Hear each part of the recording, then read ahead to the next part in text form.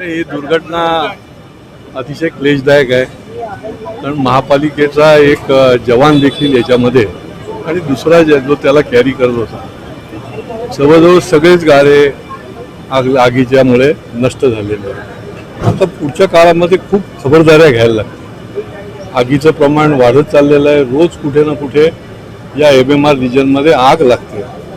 मग fire audit असेल, त्याचं वायरिंगचं असेल, अनधिकृत कोणी जर बसून तिकडे कपड्याचे धंदे अमुक तमुक करत असतील तर घटना घडल्यावरच आपण धाव देणार का? ठीक आहे, आज सगळे अधिकारी आणि हे सगळे धावत आले, पण त्याच्या आधीच त्यांनी धावपळ केली असती आणि जर त्याच्यामुळे याच्यामध्ये अक्षम्य त्यांचं जे काही काम करायला पाहिजे अक्षम्य दुर्लक्ष केलेलं आहे. इथले जे जबाबदार अधिकारी असतील, बघा याच्यावरती देखील DDRचं ऑफिस आहे, तिथे अजून पोचलं नाही नशीब, परंतु अजून धूर येतोय. आणि त्याच्यामुळे वेळोवेळी सांगून सुद्धा ही वेळ जरी नसली याबाबतचं कॉमेंट करण्याची, तरी देखील वेळोवेळी सांगितलं गेलं तरी देखील त्याच्याकडे अक्षम्य दुर्लक्ष केलं, हा बेजबाबदारपणा. त्याच्यावर जो जबाबदार अधिकारी असतील त्यांची पण लागली पाहिजे ना. का आज 2 दिवस झाले आग लागून निघून गेले, वेळच्या वेळी धावले अधिकारी, म्हणून काही त्यांना आम्ही हार घालणार? एवढे महिने वेळोवेळी निरनिराळी लोक त्यांना सांगताय, परंतु जर त्यांनी केलेलं नसेल तर त्यांच्यावर पण काहीतरी कारवाई करणार की नाही. आणि त्याच्यामुळे ही फार अतिशय क्लेशदायक झालेलं आहे.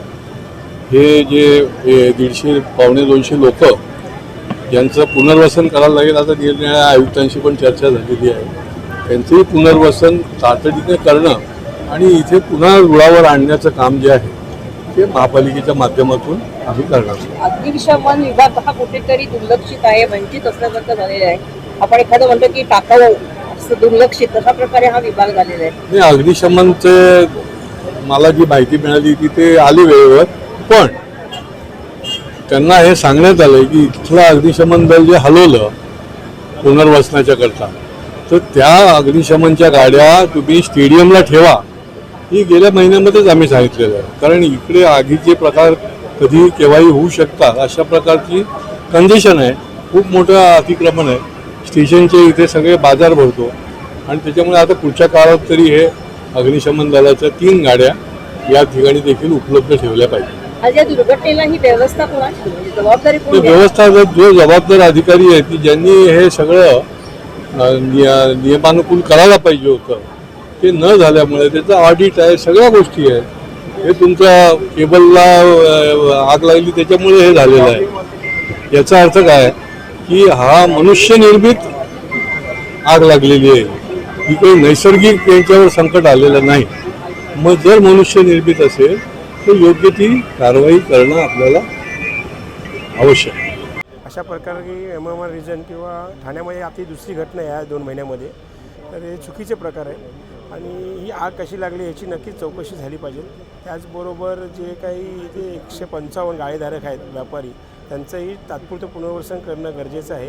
त्याचबरोबर त्यांना नुकसान भरपाई, त्याचबरोबर आपले महापालिकेचे सुरक्षा रक्षक गाडेकर आणि अग्निशमन दलाचे सागर शिंदे यांचं ह्यामध्ये दुःखद निधन झालेलं आहे. तर त्यांनाही योग्य मोबदला आणि त्यांचं पुनर्वसन करणं गरजेचं आहे. तेही आम्ही महापालिकेच्या माध्यमातून 11:30 वाजता मीटिंग ठेवलेली आहे महापौर मॅडमनी. तर त्या मीटिंगमध्ये काय त्याचा तोडगा निघणारच आहे. परंतु इथे एवढी मोठी बिल्डिंग आहे, या बिल्डिंगमध्ये फायर सिस्टीम नाही आहे, ही खेदाची गोष्ट आहे. नक्कीच अशा संपूर्ण महापालिका क्षेत्रातील ज्या काही मार्केट असतील, मॉल असतील, त्याचं सर्वेक्षण करणं काळाची गरज आहे.